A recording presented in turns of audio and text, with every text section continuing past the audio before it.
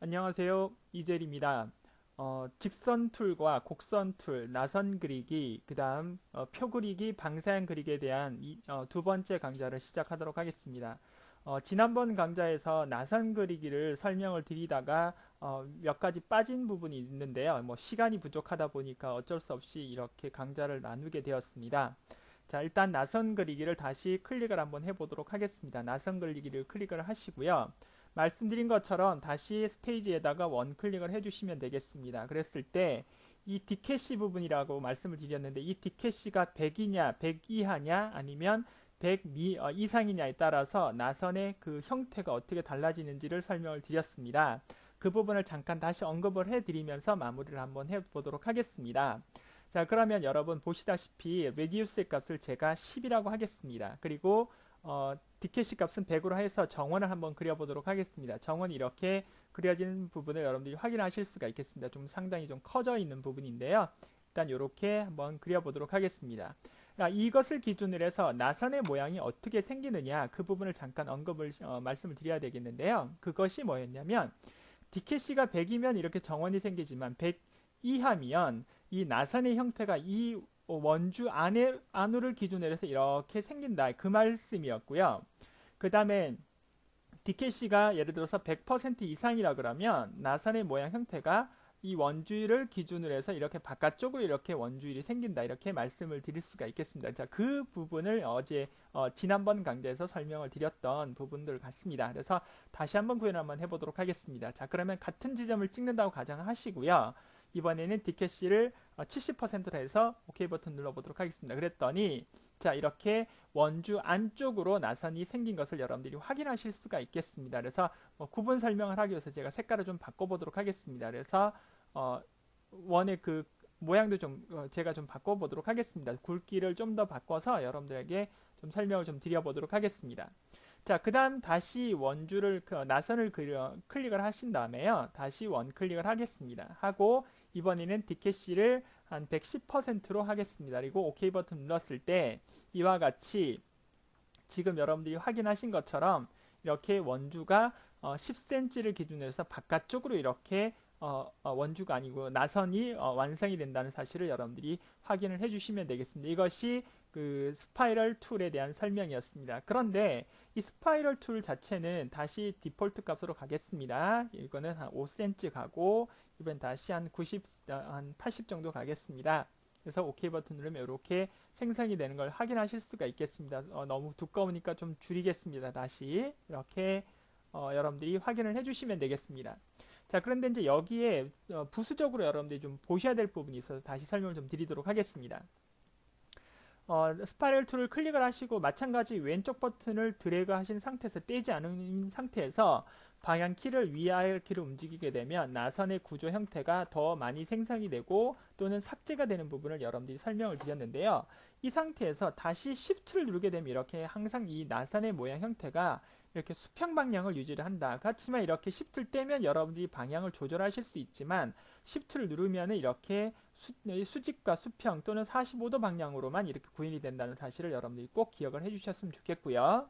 그 다음에 이번에는 Shift를 떼겠습니다. Shift를 떼고 다시 그리겠습니다. 다시 드래그를 하시면서 이번에는 컨트롤 키를 한번 눌러보십시오. 컨트롤 키를 누른 상태에서 이렇게 마우스로 왼쪽이나 오른쪽으로 이렇게 천천히 밀어보시면 이 그 원주를 고정시킨 채 나선이 뻗어가는 비율을 조절할 수 있습니다. 그래서 그 나선의 그 간격을 여러분들이 조정할 수 있는 것이 이 또한 컨트롤 키다. 이렇게 보시면 되겠습니다. 그래서 컨트롤 키를 누르신 상태에서 이렇게 연습을 한번 해보시기 바랍니다. 적당히 됐을 때 마우스를 놔버리시면 이렇게 처음에 여러분들이 저 같이 만들었던 그 나선의 그 폭과 그 다음에 지금 여러분들이 보신 폭이 좀 다르다는 것을 확인하실 수가 있겠습니다. 자, 그래서 여러분들이 Shift와 컨트롤 키 또는 Alt 키 이런 키 조합이 여러분이 상당히 중요하다고 제가 누차 말씀을 드렸습니다. 그래서 그 부분을 잘 기억을 하시고 진행을 해주셨으면 좋겠습니다. 자, 그러면 이번에는 지우시고요. 다시 이번에는 옆에 있는 렉탱귤러 그리드 툴이라는 부분을 클릭을 한번 해보도록 하겠습니다. 클릭을 하시고요. 드래그를 하고 난 다음에 마찬가지 방향키 위아래 또는 좌우키를 하게 되면 행과 열이 추가가 되는 부분을 여러분들이 확인하실 수가 있겠습니다. 그래서 쉽게 표를 만들거나 어떤 뭐 그 도형을 작도를 하거나 아니면 캐릭터를 디자인을 할 때 여러분들이 그리드 형태로 구현을 할 수 있는 그런 부분이라고 보시면 되겠습니다. 자, 그런데 이렇게 그냥 구현하시면 의미가 별로, 여러분들이 눈으로 바로 보는 거니까 혼돈을 안 하시는데, 간혹 이 렉탱귤러 그리드 툴을 클릭을 하고 스테이지를 클릭을 하신 다음에 당연히 이건 디폴트 사이즈니까 크기라는 건 여러분들이 아실 수 있습니다. 가로 크기와 세로 크기가 되겠죠. 자, 그리고 난 다음에 보니까 호리젠탈 디바이더, 그 다음에 버티컬 디바이더에서 6과 9로 구현을 했습니다. 그러면 제가 인위적으로 여기에 10cm, 5cm, 그 다음에 5cm 한 다음에 저희가 5행 5회를 만들기 위해서 5와 5를 넣었습니다. 그리고 난 다음에 OK 버튼 한번 눌러보면 여러분, 이것이 실제로는 5행 5혈이 아니라 6행 6혈이 나왔다는 사실을 여러분들이 꼭 기억을 하셔야 합니다.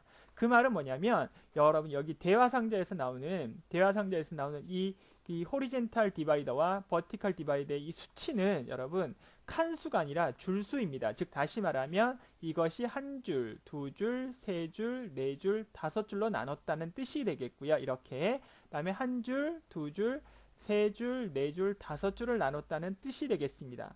자, 그렇다면 여러분들하고 저하고 같이 5행 5혈을 만들기 위해서는 이것이 실제로는 마이너스 1값을 만들어서 4와 4를 쓰셔야만 5행 5혈, 우리가 흔히 생각하는 칸수가 작도가 된다, 이렇게 말씀을 드릴 수가 있겠습니다. 그래서 반드시 이런 부분들을 여러분들이 뭐 꼭 사용하시는 건 아니지만 어딘가서 또 누구에게 설명을 할 때나 그럴 때는 반드시 개념 정리를 하셔서 여러분들이 드래그를 하셔야 된다는 사실을 꼭 기억을 해 주시기 바랍니다. 자, 그러면 옆에 있는 방사형도 마찬가지 한번 드래그를 한번 해보도록 하겠습니다. 마찬가지입니다. 클릭을 하시고요. 여기서 드래그를 하시고 난 다음에 보면 트랙과 섹터가 생기는 부분을 여러분들이 확인하실 수 있는데요. 방향 키의 위아래 키를 누르게 되면, 위와 아래 키를 누르게 되면 트랙이 생성이 되고 없어지는 부분을 보실 수가 있겠고요. 좌우 키를 누르게 되면 섹터가 생기는, 즉 구역을 나누는 섹터가 생기는 것을 여러분들이 보실 수가 있겠죠. 뭐 예전에 그 플로피 디스켓을 이런 식으로 이제 그 실제로 저희 눈에는 보이지는 않지만 트랙과 섹터로 나눠진다 해서 이렇게 작도했던 기억들이 나는데, 그런 의미라고 생각해 주시면 되겠습니다. 자, 그런데 이 또한 마찬가지, 이렇게 마우스로 드래그를 하시고 난 이후에 왼쪽 버튼 누르고 방향 키의 위, 아래 또는 좌우 키를 눌러서 여러분이 작도를 하셔도, 드래그를 하셔도 되지만 스테이지에다 작업을 하실 때도 있겠죠. 클릭을 하시게 되면 마찬가지 위스와 하이트, 가로폭, 세로폭이 나오게 되어 있습니다. 그래서 5cm, 5cm를 하겠습니다. 그 다음에 넘버와 그 다음에 레디얼 디바이스, 그 다음에 컨센트릭 디바이더가 나와 있는 부분이 있는데, 이것을 제가 5와 5로 또 바꿔보도록 하겠습니다. 그 다음에 OK 버튼을 눌러보면 어떻게 나오는지 여러분들이 확인하셔야 됩니다. 그래서 이것도 마찬가지 한 칸, 두 칸, 세 칸, 네 칸, 다섯 칸 나오는 부분, 그 다음에 여기는 하나, 둘, 셋, 넷, 다섯, 이렇게 나오는 부분을 여러분들이 확인하실 수 있습니다. 그래서 약간의 어떤 변화가 좀 다르게 사각형이 나오는 그 렉탱귤러 그리드 툴하고 조금 다르긴 하지만 여러분이 반드시 이 대화 상자의 그 활용 범위를 꼭 기억을 해주셨으면 좋겠습니다. 그래서 여기서 이번에는 그러면 제가 옆으로 좀 옮겨서요, 똑같은 수치로 하는데 어디가 달라지는지 보여드리도록 하겠습니다. 하단에 있는 레디얼 디바이스 부분만 제가 3 정도로 구현을 하고 OK 버튼을 눌러보도록 하겠습니다. 자, 그랬을 때 어떻게 나타나는지 보여드리도록 하겠습니다. 자, 밑에 있는 이 부분 레디얼 디바이스라는 것이 결과적으로 뭘 나타낸다? 섹터 부분, 즉 이렇게 그 원의 중심선을 나타내는 거, 구역을 이렇게 나누는 섹터를 나타내는 거구나. 1번, 2번, 3번. 아까는 1번, 2번, 3번, 4번, 5번까지 작업이 됐던 그런 부분이라고 보시면 되겠습니다. 그래서 클릭을 했을 때 여기에 나오는 여러분, 그 위에 나오는 디바이더가 결과적으로 트랙의 넘버수가 되겠고요. 그 다음에 밑에 나오는 것이 그 트랙을 구역 정리를 하는 구역의 넘버다, 이렇게 확인을 하실 수가 있겠습니다. 이것이 곡선 툴과 직선 툴, 나선 툴, 그 다음에 사각형 그리드 툴과 그 다음에 폴라 그리드 툴, 즉 방사형의 그리드 툴에 대한 설명이었다고 말씀을 드릴 수가 있겠습니다. 자, 다음 강좌에서는 부분 선택 툴, 집착 선택 툴을 이용해서 패스와 기준점과 세그먼트를 변형하는 방법에 대한 강좌를 진행해 보도록 하겠습니다. 지금까지 도형과 직선, 곡선 부분의 여러 가지 도형에 대한 그 명령 설명을 드렸는데요. 꼭 복습을 한번 해보시고 꼭 여러분들의 개념화 시켜서 이해를 해주시면 되겠습니다. 수고하셨습니다.